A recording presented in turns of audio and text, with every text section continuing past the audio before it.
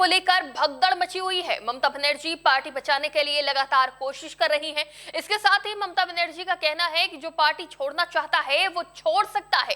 इसी बीच ममता की सबसे करीबी रहने वाली टीएमसी की फायर ब्रांड नेता और सांसद महुआ मोइत्रा ने बहरामपुर से सांसद और पूर्व क्रिकेटर यूसुफ पठान पर तीखा हमला बोला है।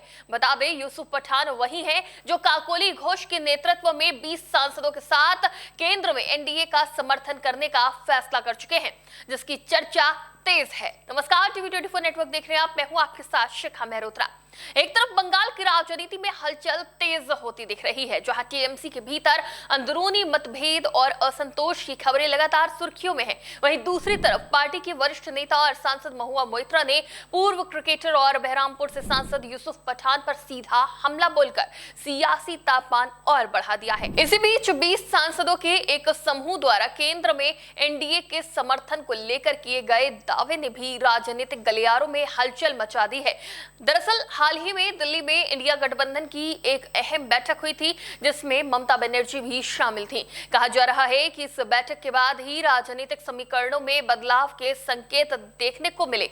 इसी बीच एक बड़ा दावा सामने आया, जिसमें टीएमसी के 20 सांसदों के एक समूह ने एनडीए को समर्थन देने की बात कही है। इस समूह का नेतृत्व काकोली घोष दस्तीदार द्वारा किया जाने का दावा किया जा रहा है। उन्होंने ये भी कहा कि इन सांसदों में यूसुफ पठान का नाम भी शामिल है। हालांकि इस दावे के सामने आते ही राजनीतिक हलकों में चर्चाएं तेज हो गई। लोकसभा में इस तरह की किसी भी औपचारिक जानकारी को लेकर अलग अलग प्रतिक्रियाएं देखने को मिल रही हैं। वहीं इस पूरे मामले पर टीएमसी के फायर ब्रांड नेता और सांसद महुआ मोइत्रा ने सोशल मीडिया प्लेटफॉर्म एक्स पर यूसुफ पठान को लेकर तीखी प्रतिक्रिया दी। उन्होंने लिखा, यूसुफ पठान, आप दिल्ली इसलिए भाग रहे हैं क्योंकि अमित शाह ने आपको बुलाया है। थोड़ी हिम्मत दिखाइए, आपने भारत के लिए खेला है, हमारे जिले ने आपको भारी वोट से जिताया, थोड़ी शर्म और साहस दिखाओ। बता दें कि ये महुआ का पहला यूसुफ पठान पर निशाना नहीं है। इससे पहले महुआ ने टीएमसी के बागी विधायक को पीली पैंट वाले कहकर संबोधित करते हुए तंज कसा था। उन्होंने एक्स पर लिखा था, साल 2024 में सांसद टीएमसी के टिकट पर जीते थे, जनादेश एनडीए के लिए नहीं था।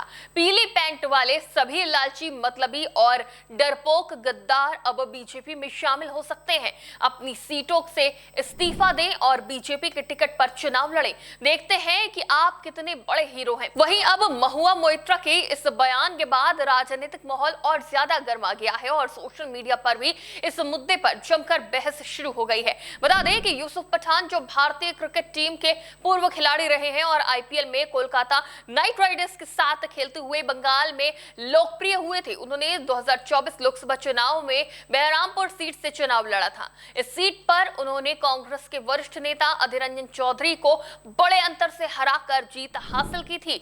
यूसुफ पठान की राजनीतिक एंट्री को उस समय टीएमसी के लिए एक मजबूत कदम माना गया था, क्योंकि उन्हें एक लोकप्रिय चेहरा माना जाता था, खासकर युवा मतदाताओं के बीच। इस बीच ये भी खबरें सामने आई कि ममता बनर्जी पार्टी को मजबूत करने के लिए कुछ रणनीतिक बदलाव चाहती थी और इसी क्रम में यूसुफ पठान से संबंधित कुछ चर्चाएं भी राजनीतिक गलियारों में फैल गई। हालांकि इन दावों को लेकर कोई आधिकारिक पुष्टि नहीं हुई।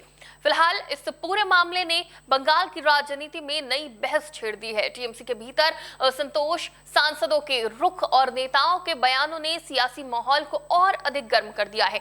अब देखना होगा कि आने वाले दिनों में ये राजनीतिक घटनाक्रम किस दिशा में जाता है और क्या टीएमसी इन सभी विवादों को शांत करने में सफल हो पाती है या नहीं। इस पूरे मामले पर आपकी क्या राय है, हमें कमेंट बॉक्स में जरूर बताएं।